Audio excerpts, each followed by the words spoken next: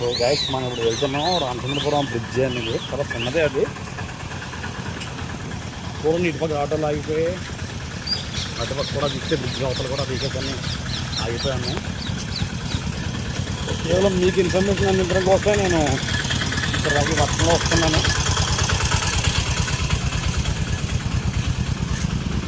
Yes okay, bikes అయితే pass అవుతున్నాయి. Oh my God, sir అని చూపించి ఇక్కడ కలర్ ఇదే నేను చెప్తుంది. మొత్తం ఒక సైడ్ అయితే డౌన్ అయిపోయి ఉంది మొత్తం. సో మరి జల్లూరు బ్రిడ్జ్ ఇప్పటికి కొన్ని ఏళ్ళు అయింది. మరి ఇప్పుడు ఈ చిన్న మొదలు పరిస్థితి అదే అంటున్నాను. 2 రోజుల ముందు వచ్చి వరకు రాత్రి కూడా లారీలు వచ్చాయి. ప్రజలు చాలా ఇబ్బంది పడుతున్నారు ఈ ప్లేస్లో. అక్కడ దాకా వాళ్ళు ఆ బ్రిడ్జ్ అవుతుంది ఒక ఆటో, మళ్ళీ అక్కడి నుంచి ఇక్కడ ఇంకో ఆటో షిఫ్ట్ అవ్వాల్సి వస్తుంది. అలాగా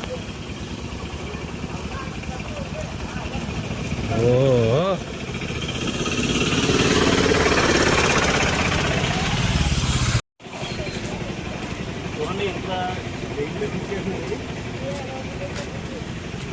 ఒకసారి డెప్త్ చూడండి,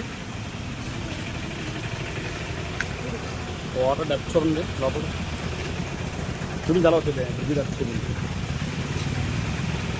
ఈజీగా ఒక 8 feet to 10 feet డెప్త్ అయితే ఉండొచ్చు.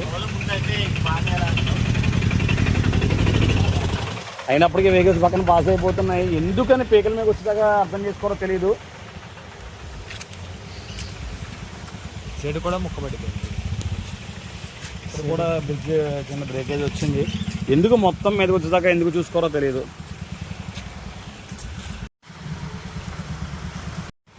సో గాయస్, మనం ఇప్పుడు